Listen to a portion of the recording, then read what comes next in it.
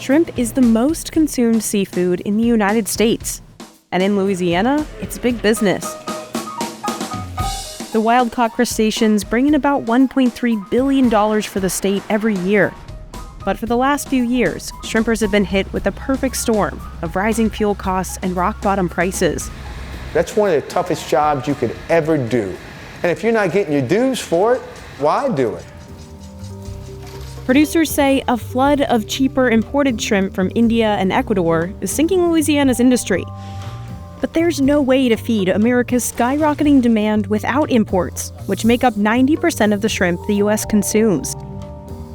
Up against these headwinds, companies up and down Louisiana's supply chain are closing up shop. If you worked hard and you did the right thing, you could become a millionaire in the 80s and the 90s. Now you could barely make a living. So how did the industry get this bad? And is it too late to save it?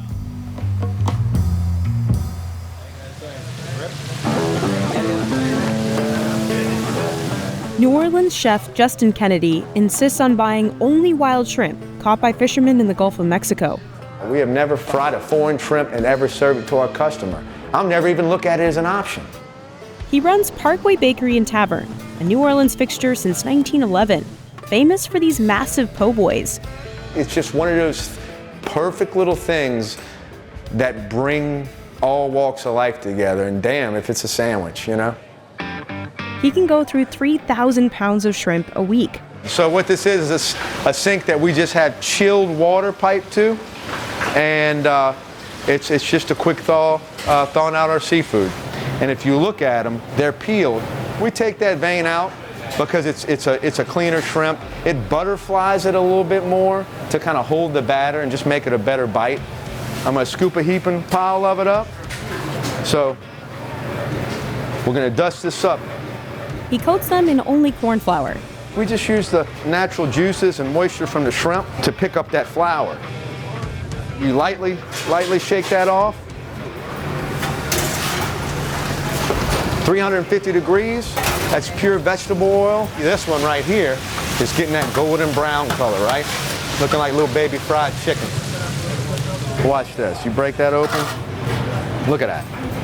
Look at that little coating. Look at that Louisiana white meat in there. You know, you can't get no better than that.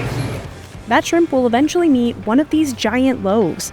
I think I'm almost 2 breads tall. Let's see. The French people kind of laugh at it because we call it French bread, but it's New Orleans French bread. This ain't French bread. Justin hits the bread with some mayo, lettuce, and tomato. And then we start dealing the shrimp. 2 handfuls? Oh no, we put more than that. Yeah, I mean 4 handfuls? It's a big sandwich, but you'll notice when you see this thing laid out in front of you, you'll be like, how am I going to eat all that? And then all of a sudden it's gone. So we do one fold, tuck these in, wrap it. We're gonna put one more on there. There you go. Parkway Bakery Shrimp Po' Boy. Where's that go now? In my belly, baby. About 1,000 people line up every day for these sandwiches, and Justin credits local shrimp for his award-winning recipe. You know, I've had people try to sample me foreign. The batter won't stick on it. It's translucent when you cook it. You never see this pretty white meat. It still looks clear. It still looks like this when you cook it. But this Louisiana shrimp's true and true every time. Can't beat it. Justin gets most of his shrimp from this factory, right up the road. Kristen Baumer is one of the few processors left in the area who only works with Gulf shrimp, just like his family has for over 130 years. We've definitely seen a lot of processors go out of business. It's become more of a volume game because the margins are so tight. His company processes 30 million pounds of shrimp annually. So what we're doing is easy peeling shrimp. We're hand feeding it into a machine that splits the back of the shell, cuts the shell open, and then it allows, when you cook it, more flavor to get into the shrimp as well as making it easier to peel. Kristen's team flash freezes all the crustaceans in this room. That's how they're able to transport the shrimp all over the country. So they're picking shrimp for the second time to make sure they get all the defects out of it before it goes up. This shaker separates the pieces so they won't stick together when they're frozen. Then they take a trip down this tunnel at minus 400 degrees Fahrenheit. And after the shrimp hits the liquid nitrogen, it forms a crust on the shrimp, and then it moves slowly through the belt to freeze from the outside in. Don't stick your finger in unless you have a warrant that you want to burn up. This machine portions the seafood into 5-pound bags of about 15 pieces. Each bag gets a traceability barcode. Link it all the way back to the shrimp dock that it came from. This processed product comes out to anywhere from $7 to $10 a pound, depending on the season. With inflation, everything is getting more and more expensive, and running these processing plants and all this moving equipment and avoiding breakdowns takes a lot of capital. People have been fishing and processing this shrimp in Louisiana for centuries, from Cajun fishermen to the indigenous people of the United Homa Nation. In the 1800s, shrimp was a staple food of the poor, and sellers couldn't transport it far because shrimp spoiled so easily in the Louisiana heat. That was until the mid-1800s, when several advancements brought shrimp beyond the local scene. Chinese immigrants introduced traditional drying techniques that could preserve the shrimp, and the first canning factory in New Orleans opened up in 1875. But fresh shrimp transported on ice was expensive, so it took on a reputation as a luxury item, tossed into shrimp salads and perched in cocktails. By the 1950s, techniques to freeze shrimp and new refrigerated trucks sealed the deal. They allowed for seafood delivery as far away as the East Coast and Chicago. This was about the time that the shrimp imports into the U.S. from Mexico and then India began to take off. By 1970, demand across the U.S. had nearly tripled, and domestic shrimpers caught more to keep up, with Louisiana leading the pack. By the 90s, the state's shrimp and shellfish generated nearly $2 billion and supported 22,000 jobs. And come the turn of the century, shrimp became the most consumed seafood in America. At the same time, new tech helped farms in Asia and South America raise a lot more shrimp. In less than a decade, farming production skyrocketed nearly 200%, overtaking global catches of wild shrimp. In 2023, the U.S. imported 1.7 billion pounds, nearly as much as its population consumes. And these imports are often cheaper than wild-caught U.S. shrimp. That's because labor costs are lower in big shrimp farming countries like India and Ecuador, and their governments have subsidized these operations. In the U.S., domestic shrimp prices have dropped to compete with the low import prices. Meanwhile, shrimpers like Captain Lonnie Mayu Jr. are facing skyrocketing costs of operating a boat. You're wasting fuel and ice if you don't catch anything. Since the 1980s, he says a block of ice has gone from $14 to $26 today. A set of new nets more than doubled, and a gallon of gas more than tripled in price. At 82 years old, Lonnie, who goes by Knuckles, hasn't given up trawling these waters, even after 6 decades. Starting in May, he heads out to catch brown shrimp, usually around sunset. You have to go do your homework and know where they're going to be at. He works independently, like most of the shrimpers here. Right about there. A little too far. During the day, brown shrimp may bury themselves in the sediment to hide from predators. But after dark, they often come out and roam in shallow water. Knuckles and his deckhand Steve drop these nets that skim the top of the water. We're not dragging anything on the bottom.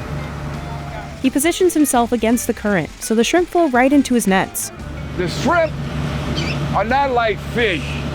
They can't really swim that great. They take a ride on the current.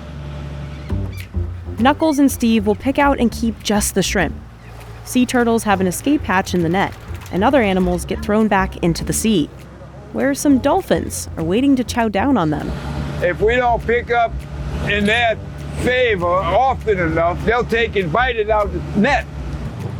They can literally rip a 4-foot hole in it, which is going to take a lot of time to fix. Like this one. Knuckles pulls up the net so he can sew it closed. You're going to lose everything, you know? You're going to be working for literally nothing. This work can be grueling. Some shrimpers have big enough vessels they can stay out for weeks at a time. Knuckles has a smaller boat, so he fishes just until morning. But it keeps you in shape. But even after all this work, there's a chance they could have a bad run. Tonight, most of the nets were full of catfish. Ooh, catfish. See it, belly? They're full of shrimp. Full of shrimp. They went in the net, ate all the shrimp. Me got a pound of shrimp. It's all catfish. I'm gonna try pushing up, going a little further up in the lake or something. Knuckles spent $45,000 buying and fixing up his boat. It was meant to be his ticket to retirement. But now he's unsure that plan will work. You know, for me to get out the business, I gotta sell it. I got no retirement, but I can't sell a boat. Can't give it away. Nobody wants it. And most shrimpers agree it's getting harder to justify going out. For this boat to leave the dock, it's gonna cost me over $1,000. It's killing us. The farmers is killing us. Right now, nobody want to do it no more because they're struggling. Milena Cheeve has been fishing for 8 years. Like 60% of the state's shrimp boat owners, she and her husband are originally from Southeast Asia. With our education, there's nothing else we could do besides fishermen, especially like me and my husband, like in our mid-50s. Milena and her husband weren't able to go to college, but they hoped shrimping would help their kids do the opposite. Not enough to pay, especially when you have 2 kids in college. You're struggling. Dock owners are feeling the impact too. Because if we don't bring no shrimp, they don't make no money either. You know, when the shrimp boats go out, they're gonna kill the docks too. That's a pretty shrimp. Dean Blanchard's family has been buying and selling local shrimp for 5 generations. I was born in a shrimp dock. When I was a baby, they used to put me in a shrimp box. His dock, 2 hours south of New Orleans, was once one of the biggest shrimp suppliers in the country. But last year, he paid the lowest prices he ever has for the larger shrimp. 30-some years ago, they went down from $5 to $1.30. That's because he's selling it for so little to the peeling factories. Right now, it's the cheapest I ever seen in my life. I'm sick to my stomach. I ain't never seen nothing like this. Never in my life seen it this bad. After 6 decades in the industry, Dean's no stranger to financial challenges. From the 2010 BP oil spill to big storms. His dock had $2 million in damages after Hurricane Ida hit in 2021. Where you standing right there wasn't even there after the storm. I mean, I've rebuilt this building at least 8, 9 times. He never fixed up this part of his marina. It brings tears to your eyes. I mean, everything you work for all your life is gone. But imports, he says, have done even more damage. We're directly correlated with imports. If a completely processed product is coming in for just over $4 a pound, that means our dockside prices have to be lower, the processors' prices are lower. So to be able to try to get that market share and keep it. So you're making the same amount of money that you would in 2000, but 22 years later. Fewer boats can afford to go out, so less shrimp is landing on Dean's dock. We're down to right under 20% of what we normally are for this time of the year. On this day we visited in May 2023, not a single shrimp boat pulled up to unload. It ain't gonna last too much longer like this. Thank God I'm almost 65 years old and I ain't got no kids in this business. Dean estimates that 96% of the docks operating when he started out have since closed down. I feel bad for the people because I know once I'm gone, they're gonna have to drive 50, 60, 70 miles to go sell their product. Just like Knuckles, when Dean retires, he doesn't think anyone will buy the company. Nobody can afford to take it over. The property is worth more than the business. Louisiana still hauls in the most shrimp of any U.S. state, over 70 million pounds in 2023. But that's a small fraction, the roughly 2 billion pounds the U.S. consumes. The American landings of shrimp cannot cover the overall consumption of shrimp. Nearly 90% of the shrimp Americans eat is imported, and much of it is sourced using controversial practices. In 2021, an International Trade Commission analysis indicated that shrimp might be the U.S. seafood market most affected by illegal fishing. Like this boat, off the coast of Gambia. It had an illegal undersized net, and although the shrimp was labeled sustainable, 99.9% of the seafood on board were other species, like sharks and octopuses. And a lot of time, that bycatch dies on the deck and just gets thrown back into the ocean. But the majority of the shrimp the U.S. imports is farm-raised. A lot of our shrimp comes from India, where there are huge environmental concerns, as well as ongoing allegations of human rights abuses and forced labor. A 2024 Associated Press report found women in the Indian state of Andhra Pradesh were peeling frozen shrimp without protective gear, which can lead to frostbite. It's kept incredibly cold to keep bacteria from proliferating. I don't know about you, but I don't want to hold ice cubes in my hand all day while I'm also trying to do very nimble work with my fingers. One of the huge issues is that these shrimp farms are isolated. They're far out on the coast. There's not OSHA. There's no one protecting and making sure that the conditions are safe. But they have few other options for work. A lot of times when these aquaculture facilities are built, other economic resources in these areas disappear.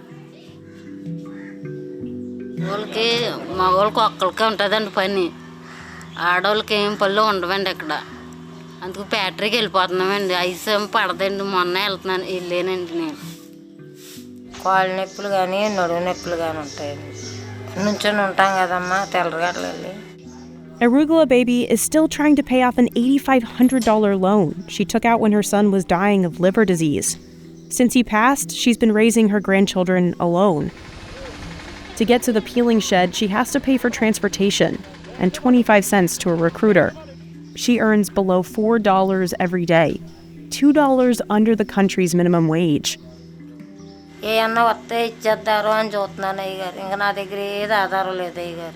A lot of times we will see a woman being threatened for her own safety or her family's safety unless she works, unless she meets certain quotas.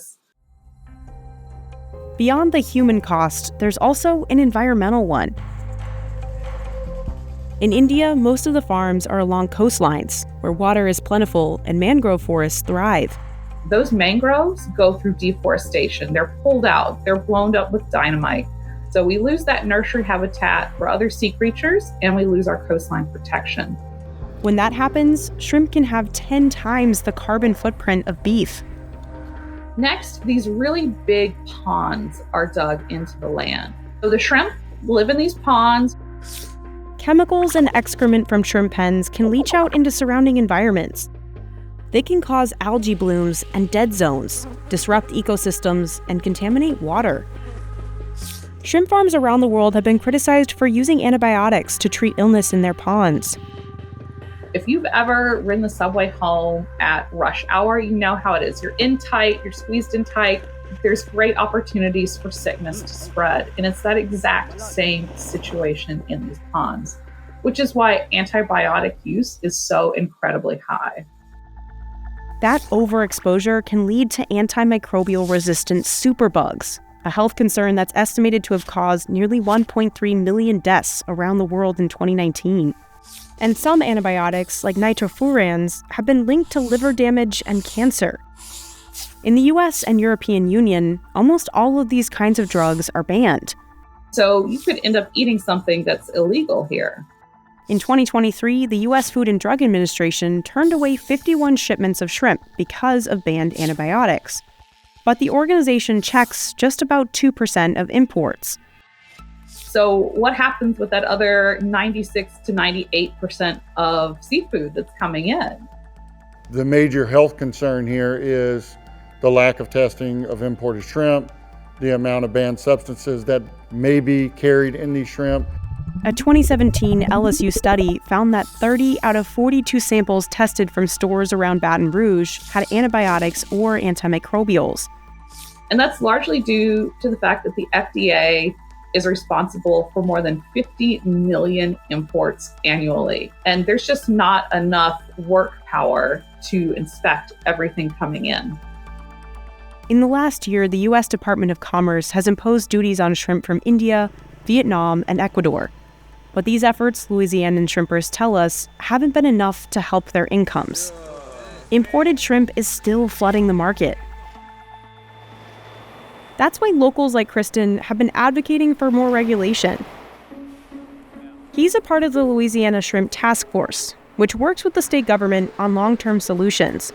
We need country of origin labeling on restaurant menus, so at least when people buy, they're buying and making a choice. In 2019, the Louisiana legislature passed a law requiring restaurants to disclose if their shrimp is imported. But some restaurants still passed off imported as domestic. The state's health department has handed down 2,600 violations since the law went into effect, but no restaurants were ever fined. In May 2024, the governor signed a bill for heavier fines on restaurants that mislabel seafood. If they're busted, they could be fined up to $2,000. While Justin says he'll never touch imported shrimp, he can understand why restaurants turn to it when the local stuff gets expensive. They're looking for a good product that will get the register to ring, and so you can't blame them either. With dock prices so low, he paid $4 a pound in 2023, almost half of what he was paying 2 years ago. I understand that. When I get a cheap price, I know the shrimpers out there in the boats are probably getting hammered. But if it went back to $7 a pound, I'd still buy it. I just have to go up on my price. A price he says he's lucky his customers would probably pay. You're talking to one of the busiest po' boy shops in the city. What about the corner stores who are just living from day to day? There has to be some kind of medium. I just hope it'll work itself out. This has been little, small holes pecking away for 30, 40, 50, 60 years, you know?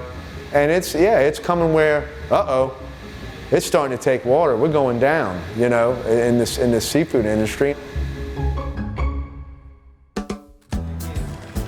The fact is, the U.S. eats so much shrimp that the stuff caught in the Gulf could never cover it all. So farm crustaceans will probably always fill that gap. Got to import, because we can't supply the whole United States. But put a quota on it. It has to come down from Washington. It has to be some work done up there with like regulating the import. Dean wants federal assistance for shrimpers. Yeah, there wouldn't be a farmer left in business if they had to live like we live. They're being subsidized for this. Shrimpers should be considered farmers of the sea, but we're not. More inspections of seafood at U.S. ports and better traceability of shrimp from boat to plate would also help. But some experts say it comes down to better consumer awareness of the health benefits of wild-caught shrimp over farmed, like how the salmon industry got people to pay more for wild-caught thanks to messaging that it was more nutrient-dense. If people would know exactly what they're buying and they know exactly what they're feeding their kids, they wouldn't mind paying a couple of cents more for a product that don't have antibiotics. In the grocery store aisle, don't be fooled by tricky labeling, like product of USA or prepared in the USA. That could be referring to where the shrimp was last processed, not necessarily where it was caught. Flip to the back of the package and look for the phrase farm-raised or wild-caught in, followed by a country name. That should tell you where it's from. Purchase U.S. farmed or U.S. wild-caught shrimp. In the U.S., farm shrimp are held to very strict regulations in regards to what antibiotics they can use and how much. And when you're at a restaurant, I always ask, where is that shrimp from? And if that restaurant can't answer that, then I don't order it. Or maybe we should just eat a little less shrimp and take it back to being a special occasion item. Backed by consumer awareness, maybe then shrimpers can save their sinking ship. We have to have it, and we will always have it. Parkway Bakery will always have Louisiana shrimp. I'll get on a boat my damn self, you know? This is my father-in-law and my wife right here. And we met back 6, 7 years ago in a po' boy competition. And that's how we met. I won by a hair. You know, I won in the short run. She definitely won in the long run. You're not allowed to bring it up though. No, I'm not allowed to bring it up.